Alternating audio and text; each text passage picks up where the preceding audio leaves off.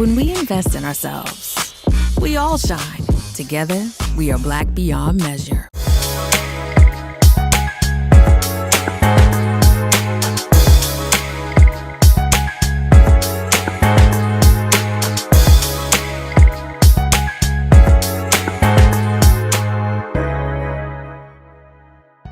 I'm Deborah Owens, America's Wealth Coach, and it's time to get wealthy.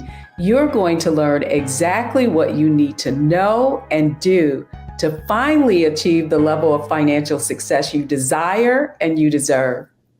It doesn't take a pandemic to cause all kinds of concerns about our finances, but certainly the economic volatility that we're experiencing just now, right now, really exacerbates or amplifies the struggles that we have with our finances. So here are the things you need to know about asking for help with your finances. A recent survey by the Pew Research firm, respondents said that more than a third of them have experienced financial distress over their finances. Also, many who are not retired yet are saying it's going to be tough for them to reach their long-term goals. And then finally, almost half of the people that were surveyed have suffered either job loss or layoffs during this pandemic. So that's why we're having a conversation today with someone who's uniquely qualified to help us navigate these financial challenges during these economics times. She's Sandra Davis, and she's the founder of Sage Solutions, and they specialize in financial coaching and helping low wealth households address their financial challenges. Sandra is also one of the founding members of the Financial Therapists Association. And that's the question I want to put out today is, in these economic times, do we need a financial planner or a financial therapist? Welcome to the Get Wealthy today, Sandra. It's such a pleasure to have you. Deborah, thank you so much for inviting me. It's always a pleasure to hang out with you. So I'm glad to be here. Well, as I said, you're uniquely qualified, I believe, to give our audience some insight into what they need to be doing in these economic times. So I want to begin, though, by asking you, you're a founding member of the Financial Therapists Association. So what is financial therapy? Yeah, so financial therapy is relatively new in name, but it's actually been around in practice for quite a while. So if you were to go to the Financial Therapy Association page, you would see the definition is a process informed by both therapeutic and financial competencies. That part is key. That helps people think, feel, communicate, and behave differently with money to improve overall well-being through evidence-based practices, another key point, and interventions, the main point. So when you think about financial therapy, what we're talking about is how do we learn to live with our money in a way that is congruent with our values, that we understand our emotions about money, we understand our beliefs and our behaviors. The thing that is, I think, important to note here is that this is also from a place that is without shame, right? And so working with a financial therapist is going to be different than working with folks who may be more directive, more advice giving, telling you what to do, where a financial therapist is going to work with you to figure out what is creating where you are now, beyond the dollars and the cents. And then how do you begin to navigate it differently? Well, you know you're walking down Wealthy You Street when you start talking about attitudes, beliefs, and behaviors, because that's certainly something that we really believe in, that it's more than money, right? Like you could have enough, right, which is relative, and you could know exactly what to do and still not do it. And on Get Wealthy, we have this framework or model we call for financial success. And I want to put this framework around the whole process of being able to be successful emotionally, right, and behaviorally with our money. So I want to start with mindset, and particularly around financial therapy and behavior. What do people need to do then to align their behavior, right? What they think to what they do? I guess that's the question I have for you. Yeah, so we hear a lot of people, and Deborah, I've watched your work for a long time, so I know the deep place that your work comes from. And what we know is that saying you got to fix your mindset does nothing to fix your mindset. So, I hear all the time, oh, you got to get your mindset right. You got to get your mindset right. And the fact is, most folks just, number one, don't even know what that means. Number two, wouldn't even know how to begin. And so one of the first things that financial therapy can do, or working with a financial therapist can do, is number one, help you identify what is the mindset, right? This is not one of those situations where fake it till you make it can work well in most cases. Now, can it work sometimes? Sure. Can people press through despite having financial trauma, despite having ongoing issues around scarcity or other things that might be a barrier to them having or living well with their financial choices? So it's certainly possible. The fact is, we want to make sure that people have the resources that they need internally to be able to recognize what's going on with my mental perspective around myself, worth, wealth, and how do I earn money? How do I keep what I earn? How do I align my behavior with the things that I value most? And that's often the first step, really recognizing what's going on now. Right. And so much of our work is steeped in, so that evidence base that I talked about earlier, so much of that is steeped in understanding how people change. And there are many theories about how people change. And so it's important to recognize that there's no aspect of our lives that money doesn't touch. Number one. So if you're struggling in your work life, if you're struggling in your home life, if you're struggling in just your self-care overall, chances are you're going to be having some financial implications, right? Money may not be the cause, but often money may be impacted by all of those other factors that are going on. So when we say the word mindset, it's bigger than what it sounds. It sounds very easy. Just change how you think about it. Well, that can be true, and often it is not. And so if you find yourself trying to do something differently and having difficulty making that change sticky, talking to someone who specializes in understanding limiting beliefs, understanding financial trauma, understanding things like financial infidelity, right? When you and your partner are maybe not on the same page and there's secrets around money. So financial therapy is broader than what you might think. It doesn't mean that financial planning isn't necessary. That's a different thing, right? Having a plan is necessary. Sandra, you brought something up that I thought was really critical, and particularly when it comes around mindset, and it is our beliefs, right? And so it's one thing to be in the present, but often our behavior in the present is as a result of what our beliefs are. And we've actually gotten those beliefs. I think I saw a study that said something like by 8 years old, you have already sort of adopted values around money based on what you've seen your family do. And it could be either way. It could be either, I see my family struggling. I want to make sure that I never struggle. And so that you may go to one extreme, or that, and we've seen it in Wealthy You, where one of our members said, well, the reason I have 25 credit cards was because that's what my mother had. And so all I had, so I would see this rubber band around these credit cards, and I would think, oh, when I grow up, that's what I'm going to do. How would a financial therapist help you get underneath those beliefs and maybe adopt new ones that are going to be more in your interest? The first thing is just what you talked about. How do you get underneath that, right? So how do you discover what that is? What is getting them in the way of you creating the life that you want? Where is your behavior incongruent with what you say your values are? You can have two people raised in the same household that hears can't afford it, we can't afford it, we can't afford it. One person may say, I'll never live like that again and save every dime. The other may say, I'll never live like that again and spend every dime.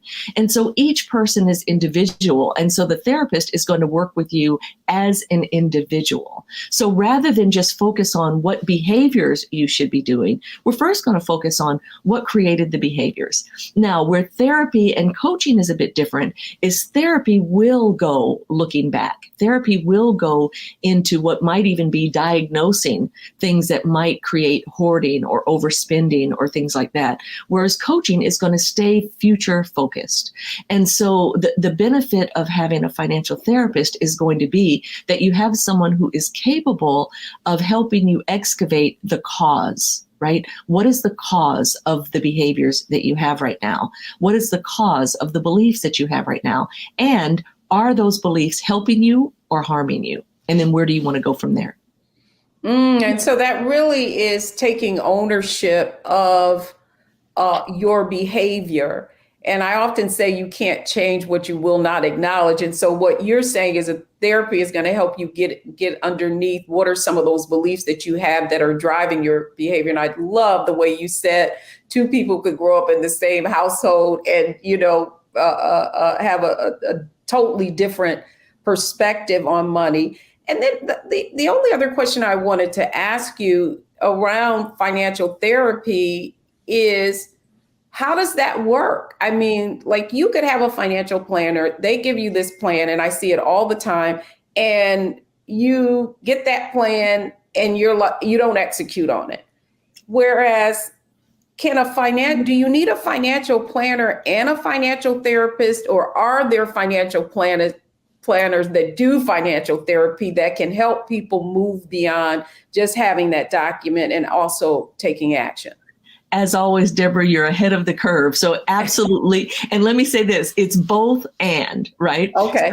So you can have a financial professional who is trained in financial behavior. So I am a financial behavior specialist, right? In addition to having a master's degree in financial planning. So you can have folks who are financial planners who learn about therapy practices. You can have therapists who learn about the financial nuts and bolts that they need to know. You can also be in a situation where a therapist and a financial planner work together in partnership, literally in the same meeting with you at the same time. And then also there's the referral, having good referral sources. And so the thing that I would say is, if you believe that having a financial therapist might be the thing that helps you the most, and you already have a financial planner, be transparent with them. Say, look, I'm struggling to implement this plan. Often in the financial planning profession, people have what they call a non-compliant client. The problem with that is that there's some embedded judgment. Right. And what you can expect from a therapist is that there isn't that judgment. What you'll find is empathy. What you'll find is compassion. And what you'll also find is recognizing that knowing better doesn't mean doing better, but you can't do better if you don't know better. And so that therapist is going to work with you for where you are right now, and then help you identify and excavate, where are you? Where do you want to go?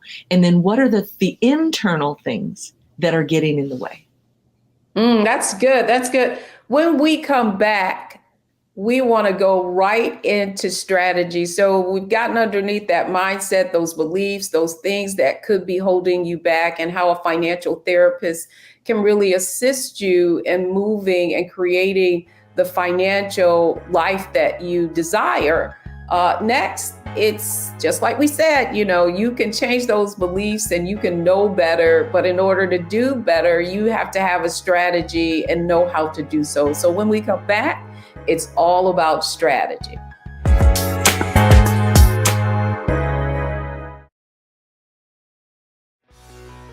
Let's be honest, as successful women, we're crushing it. Maxed out 401k and Roth IRA? Check. Aggressive savings and investments? Check. Yet, the freedom our success was supposed to buy can leave us stuck on the six-figure hamster wheel, watching retirement slip further down the road. There's another way. Get coaching courses and community at wealthyu.com.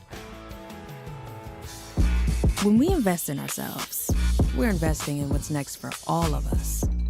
Growing, creating, making moves that move us all forward.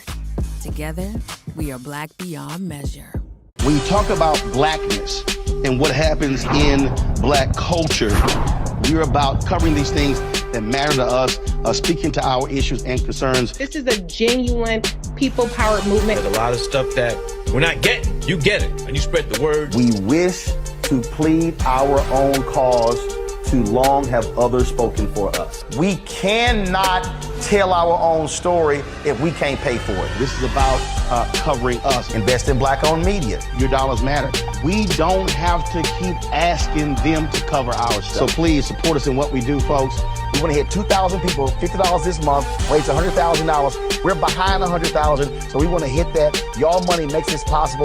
Checks and money orders go to P.O. Box 57196, Washington, D.C. 20037-0196. The Cash App is $RM Unfiltered. PayPal is R Martin Unfiltered. Venmo is RM Unfiltered. Zelle is Roland at RolandSMartin.com. When we invest in ourselves, we all shine. Together, we are Black beyond measure.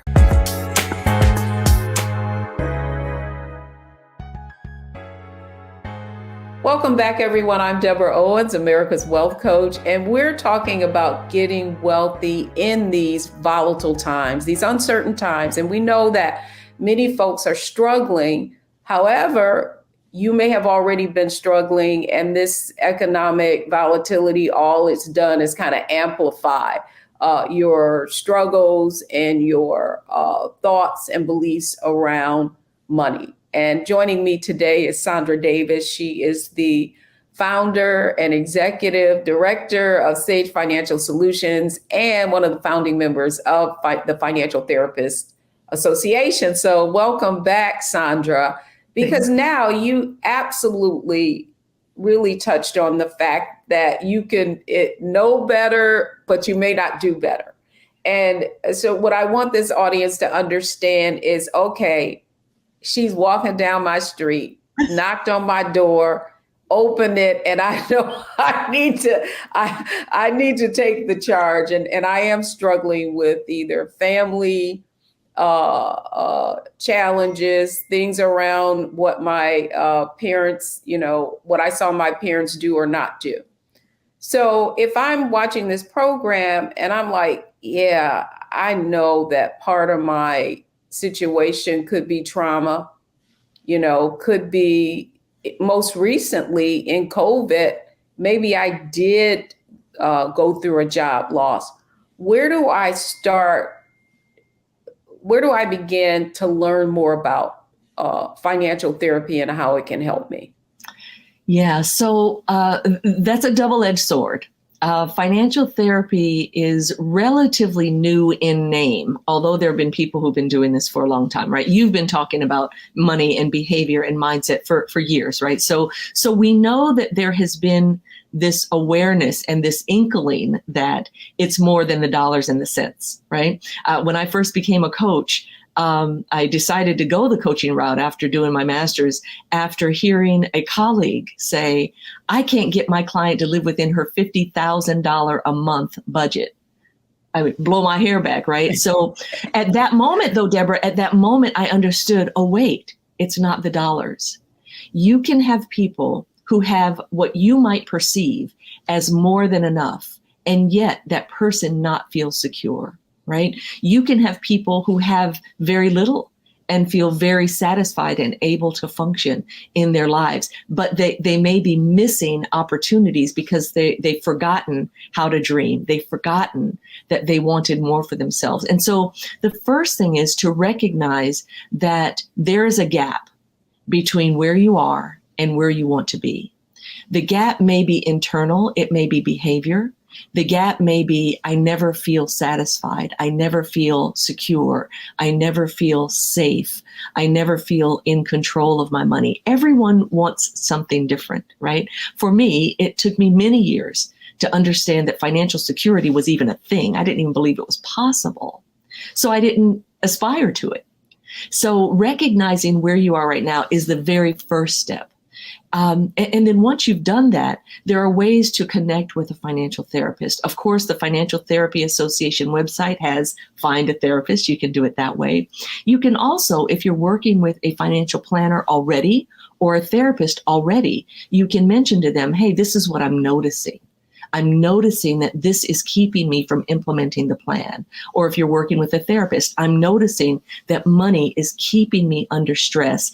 Ironically, this organization came to be when many of us got together and realized that therapists, not financial therapists specifically, therapists struggled very frequently with topics around money and were reluctant to talk about money, even though their clients were coming to them with the evidence of financial struggle all the time. So, of course, they wouldn't feel comfortable talking about money if it's not something that it was a skill set that they had. So that's how financial therapy came to be, this understanding that financial professionals were working with people who had underlying concerns and that therapists were working with people who had financial concerns. So if you're working with someone already, talk to them about it. Let them know you've heard about this idea about financial therapy. Go to the Financial Therapy Association website, and there's also some reading that you can do. There are several good books that can kind of help you start to navigate this conversation. Well, I'm so glad you said that. You brought up probably the number one challenge for so many folks around money is talking about it. And not only talking about it, but the shame associated with either not managing your money, under earning, so many things, not being competent around money. And so to that end, I think it really is important to talk about some strategies that people can begin to use on their own. Do you have any tools or resources? You mentioned maybe books that people can access in order to gain some more insight and, prepare or get the courage to actually reach out for help. Interestingly enough, there are a couple that are my favorites. One of the books, and it's going to sound funny. I'm going to tell you now, the title sounds funny, but it's a great book. It's actually the book that helped me get started. It's called The Financial Wisdom of Ebenezer Scrooge. And the thing that I love about this book, yeah, I know, right? Exactly. The thing I love about this book is it is a kind introduction to recognizing how your money past impacts your money present and your money future. And that's what I like about the book. It's a story. It's the Ebenezer Scrooge story, right? It's that story. And it's a story most of us are familiar with. And it has this financial lens. And the thing that I love about it is it's work that you can do on your own. If you're not working with a therapist, if you're not feeling like you're ready to work with a therapist or a planner, right? You can read that book and get a journal, right? Get a journal dedicated to that book and spend some time with yourself. Spend some time with yourself and this conversation. The key here, though, and Deborah said it, I've said it, I want to repeat it again. This is where you have to invoke what I call the no shame zone. Anything that you have done in your past, anything that has you in the situation that you're in right now, learn the lesson and leave the shame. So looking back only serves you to gather information. Right? Right? So I'm going to say that again. Looking back only serves you to gather information. I was raised in a household where my mother spent every dime she made. She didn't intend to teach me to spend every dime I made, but that was what her behavior taught me. And that's what I did. I did not know better. There were times, even after I got my master's degree, that I knew better, right? But I still didn't do better. Right? And so when we're looking at these things, we want to first be kind. First be kind. You cannot beat yourself into submission when it comes to our money behaviors. It's always going to leak out one way or another. And so getting a book like that, that's one of my favorites that can help you get started. I would say definitely get a journal so that you can write what your experience is. There's a lot of exercises in there. And that's the kind of book that can just help you begin to think differently about Yes. the money behaviors. Yes. I mean, I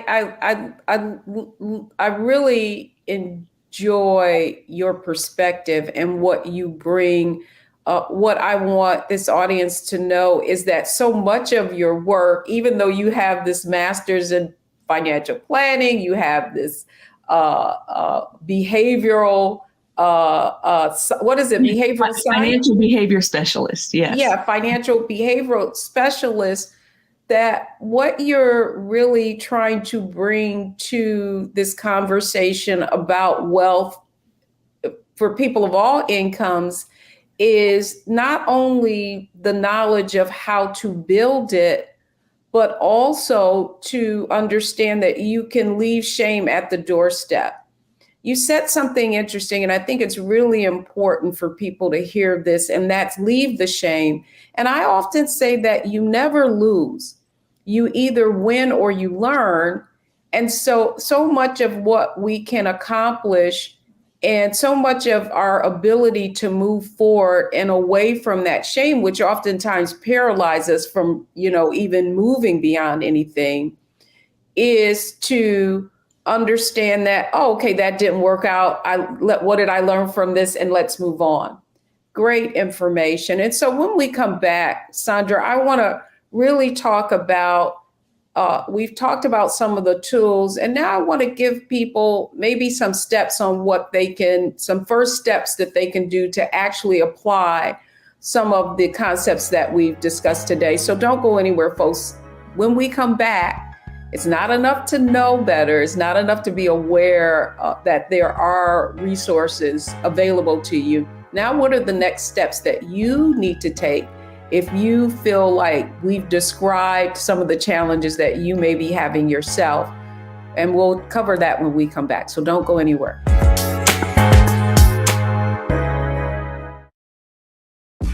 When we invest in ourselves, we're investing in what's next for all of us. Growing, creating, making moves that move us all forward. Together, we are Black beyond measure. Hi, I'm Dr. Jackie Hood Martin, and I have a question for you. Ever feel as if your life is teetering and the weight and pressure of the world is consistently on your shoulders? Well, let me tell you, living a balanced life isn't easy. Join me each Tuesday on Black Star Network for A Balanced Life with Dr. Jackie. We'll laugh together, cry together, pull ourselves together, and cheer each other on. So join me for new shows each Tuesday on Black Star Network, A Balanced Life with Dr. Jackie.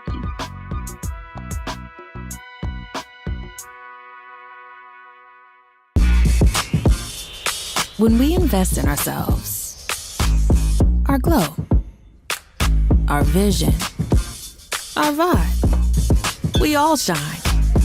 Together, we are Black beyond measure.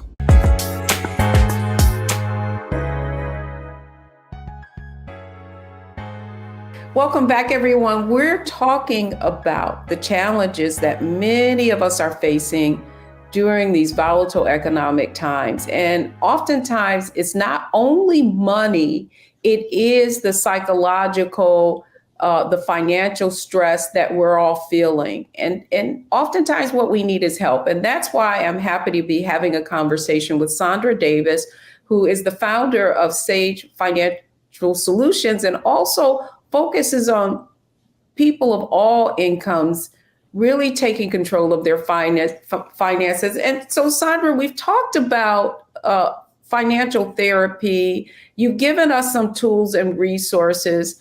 You talked a little bit about the one book that you gave us. If you could repeat that again, but I want to get into the whole journaling aspect of getting underneath what some of your financial challenges are. Yeah, so the book is The Financial Wisdom of Ebenezer Scrooge. It is the classic Christmas Carol story, right? And it's a financial lens, and it looks at your financial past, how it affects your present and your future.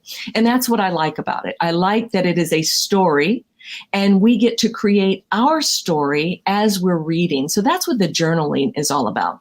So there's one thing I want to say, Deborah, before I jump into that, and that is times of crisis, like what we've just experienced with the pandemic, what our current economic situation is, often this is the time that we're willing to look at ourselves and how our behavior change might need to happen. We also can look at how external forces impact our choices. So if you're finding that there are external reasons that are causing you to behave differently, like for instance, for me, one of the things that I notice about myself is that I feel like I deserve to eat out because I'm tired. I've been locked up, right? So been locked up in this house and all of these things. So I then have to determine whether or not that perspective is helping or harming me.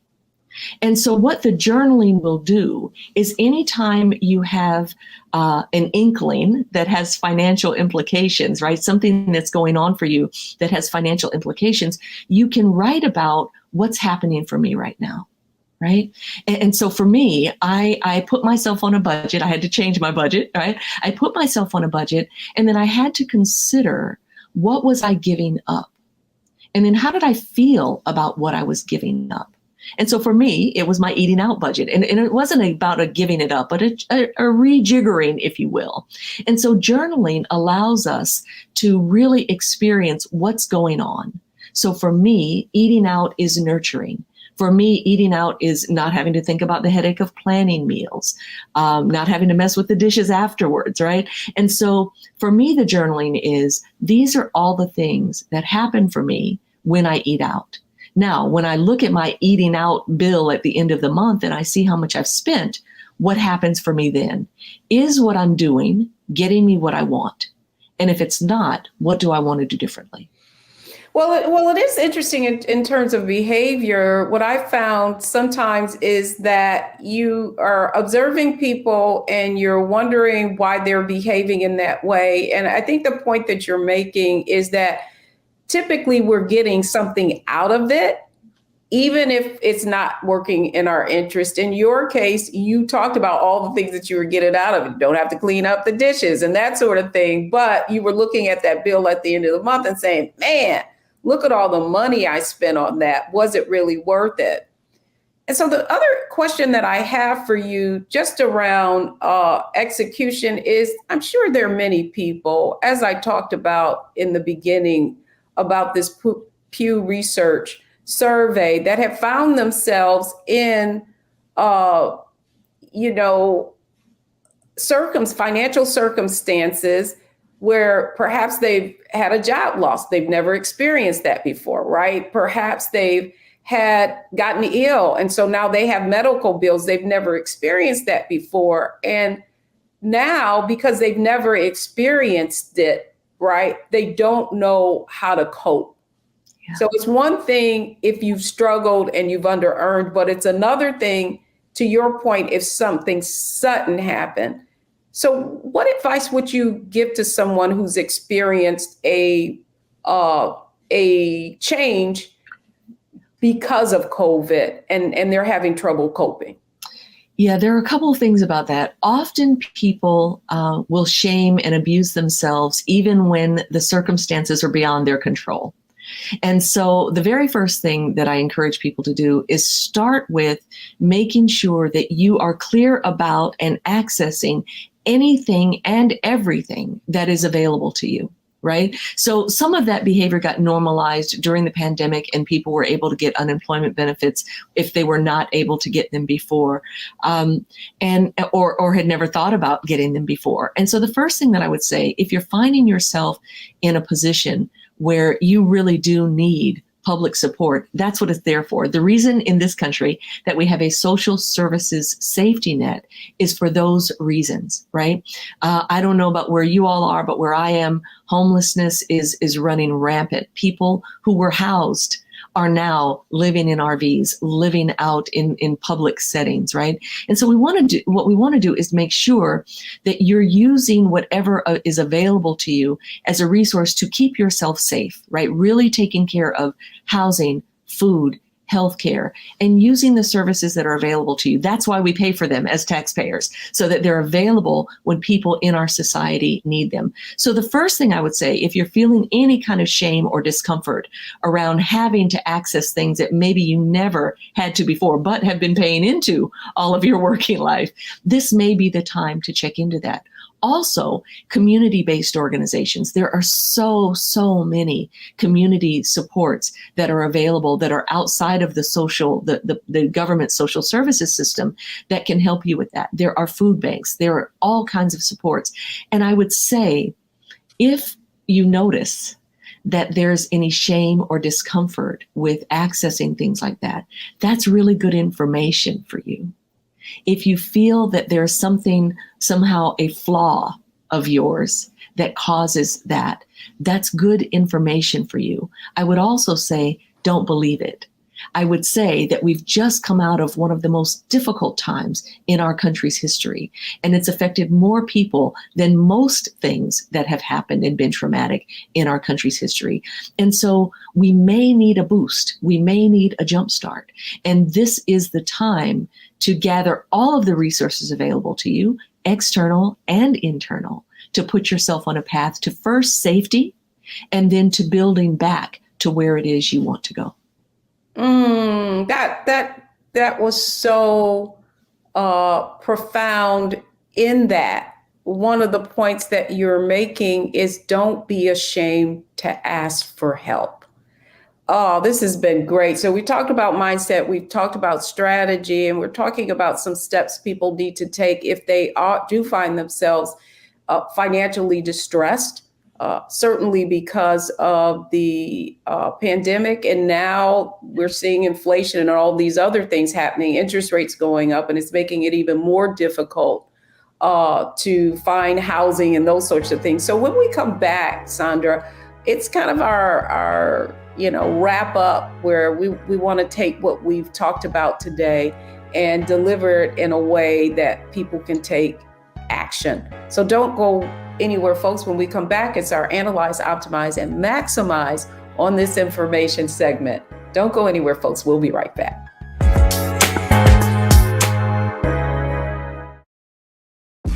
When we invest in ourselves, we're investing in what's next for all of us. Growing, creating, making moves that move us all forward. Together, we are Black beyond measure. When you talk about blackness and what happens in Black culture, we're about covering these things that matter to us, speaking to our issues and concerns. This is a genuine people-powered movement. There's a lot of stuff that we're not getting. You get it, and you spread the word. We wish to plead our own cause. Too long have others spoken for us. We cannot tell our own story if we can't pay for it. This is about covering us. Invest in Black-owned media. Your dollars matter. We don't have to keep asking them to cover our stuff. So please support us in what we do, folks. We want to hit 2,000 people, $50 this month, raise $100,000. We're behind 100,000, so we want to hit that. Y'all money makes this possible. Check some money orders. Go to P.O. Box 57196, Washington, D.C. 20037-0196. The Cash App is $RM Unfiltered. PayPal is R Martin Unfiltered. Venmo is RM Unfiltered. Zelle is Roland at RolandSMartin.com. When we invest in ourselves, we all shine. Together, we are Black beyond measure.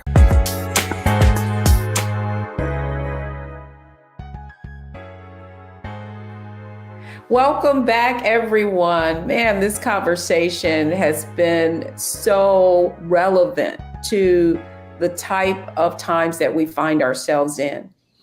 We've talked about a lot, and when it comes to you needing help, or if you're in some kind of financial distress, that's what this show was about, really introducing you to financial therapy. So let's welcome back our guest, Sandra Davis of Sage Financial Solutions, who's been giving us some insight on the fact that this is something that's not new in terms of the amount of people who have been studying it.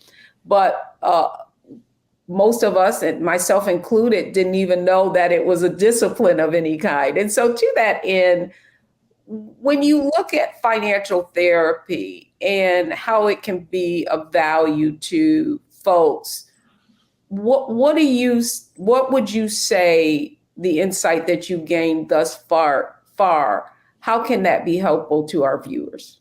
Yeah. So what has been most impactful for me as a professional, keeping in mind, Deborah, that I started out as a financial professional, right? Getting a master's in financial planning, doing the right. I was going the traditional route, and I realized that it's so much more than money.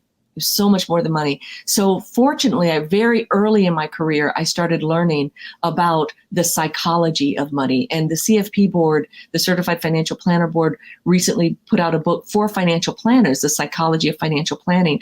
And I'm one of the contributing authors to that. And what's important about that is that it helps us understand, how do people change? And one of the models that's very, very prominent is called the trans-theoretical model of change. And it's all those big words, I know, right? All those big words to say, we go from not thinking change is necessary. Look, I'm cool. Nothing's wrong. I'm good. To, well, maybe there is something. And that's called contemplation. Pre-contemplation, no, I'm good. Everything's fine. Contemplation is, maybe there's something that I can or want to do differently. And then the piece that we miss, we jump into action, right? We go from contemplation maybe to just action. And what this theory says is start with preparation. Start with preparation. Yeah, and this is why I bring this up. I mean, you all think I might just be dropping big words, but no. I say all of that because the preparation is key. Beginning to think about, what is important to me about this change? How will this change make my life better? How will this change make the people I care about feel safer, right? Whatever is important to you, how will these changes that you're thinking about making be satisfying? And then starting to gather the resources that you need, the internal, the fortitude, right? And then the external. There's a tool that I use in my coaching program that's called Getting to the Heart of Your Financial Goal. And we start with, where are you now? So if we're going to take budget, right? Where are you now? Literally 2 years ago, I was not documenting every dime I spent, right? So that meant sometimes I had a good feel for what was going on, other times not so much. Where did I want to go? Where I wanted to go was, I wanted to know where every dime I have went. How will you know when you get there? I'll know because I can look at my statement at any given point in time and know not only how much do I have, how much I've spent, and am I spending congruent with what I care most about? And then looking at the options and the obstacles. What can make this work? What will be good for me about this? What are the things that are going to get in the way? I really don't like tracking my spending. I really want to do whatever I want to do. And being honest with myself, right? Being honest with myself. And then ultimately, what is most important about doing this? What was most important to me was understanding that every dime I make matters in my entire financial life. And I wanted to be more mindful. I'm also a mindfulness teacher. I wanted to be more mindful about my financial choices. So that's what made it important to me, linking it to something that really matters, a core value. And then ultimately, next, I will. What is your action step? Right? A goal without a date and a dollar amount is a dream. So what you want to do is make sure that you've decided what's important and what actions you will take, and then who will be your accountability partner as you take those actions. That's good. That's good. Sandra, you bring up a very good point. And that is the need to prepare, the journaling and all of the things that you discussed. But as it comes to really optimizing and maximizing our topic today, one of the things that stands out to me is that most people haven't really decided what's important, okay? Because in this society we live in, financial freedom is always the goal. And I believe that we often equate that to not having to consider being able to do what we want to do when we want to do it without having to consider be negatively impacted by it. That's the point that I want to make. So what would you say to someone who has that idea of that being financial independence or freedom? What would you say to the many people who that is the picture that they carry in their mind? Yeah, I'd say it's both and. I know many, many people who have more money than they'll ever use and are not satisfied, right? I know many people who are always chasing the dollar, always chasing the bag. I'm gonna secure the bag, and they are running themselves ragged. And so knowing what is your enough, and I don't mean the getting by enough. So I want to be clear. I am not an advocate of people living small. But let me give you this really concrete example. When I first, my partner and I have been together 22 years. When we met, we decided we were going to buy a house together. We're looking at the big houses with the winding staircase, and I wanted a cupola. Now, I had not even known what a cupola was when I first met this man, right? But I wanted a cupola. And so we're looking at all of these houses, and all the houses, and this is back in 2000, the houses were like 700,000, all this, and we're in California. So we're looking at these houses, and he's like, I really don't feel comfortable spending that kind of money for these houses at that time. And the thing is, we had the money, and he was much better at money than I was. And he said, let's just buy what we have. We're staying in a condo. So we bought the condo that we're in. In my head, I was never going to be satisfied. Hated this condo, didn't want this condo, wanted a cupola, right? And fast forward 22 years, this condo has paid for my master's degree. This condo has allowed me to travel out of the country for a month at a time. This condo has allowed me to take off 1 day a week, 1 week a month, 1 month a year for 22 years. And so investigate and excavate what you think you want without shame. If you want it and you're willing to do what it takes to get it, go ahead. Go ahead. And make sure that what you're going for is worth what you're giving up. Because every time you say yes to one thing, you're saying no to something else. I take great pride in not having to do any work that I don't love. Now that means my income is impacted by that. And now I understand. Now at this gray-haired age of mine, I understand that living well is more than the dollars and the cents. Now that is a great quote to end on. Sandra Davis, thank you for your wealth of wisdom and for coming on Get Wealthy today. Thank you so much. I love spending time with you.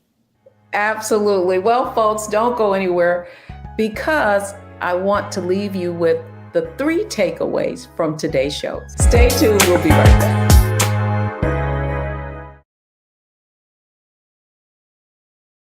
When we invest in ourselves, we all shine.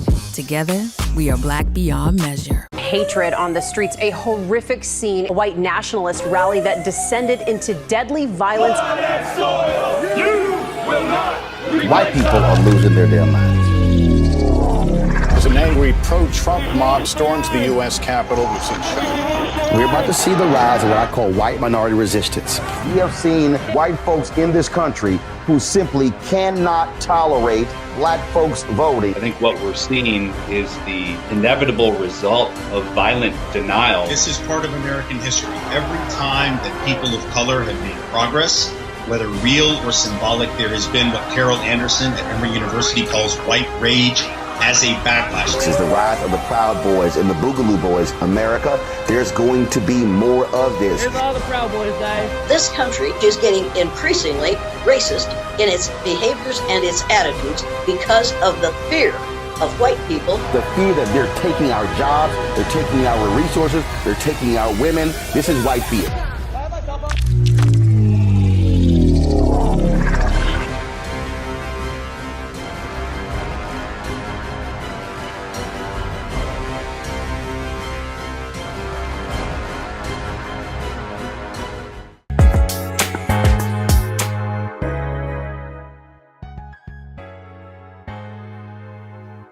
Welcome back, everyone. I hope you enjoyed this conversation around financial therapy and understanding that in spite of the economic volatility and distress that we're all experiencing, what's most important is that you're not afraid to ask for help. And so here are the 3 takeaways from today's show.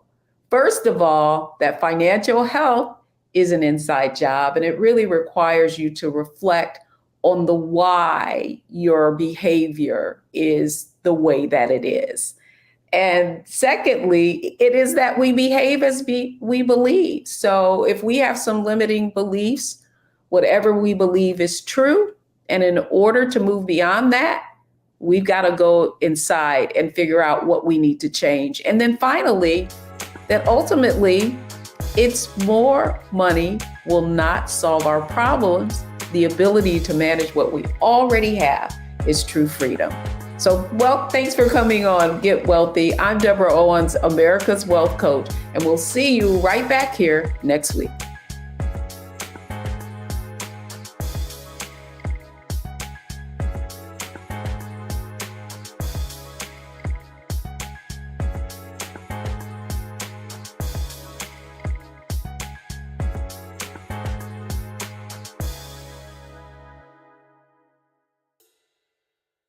When we invest in ourselves, we all shine.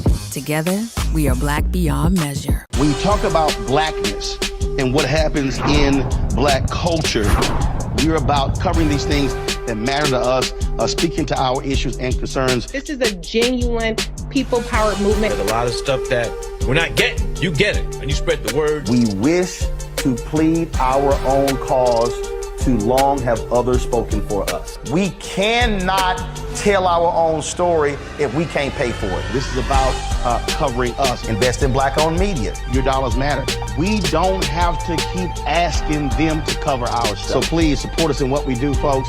We want to hit 2,000 people, $50 this month, raise $100,000. We're behind 100,000, so we want to hit that. Y'all money makes this possible.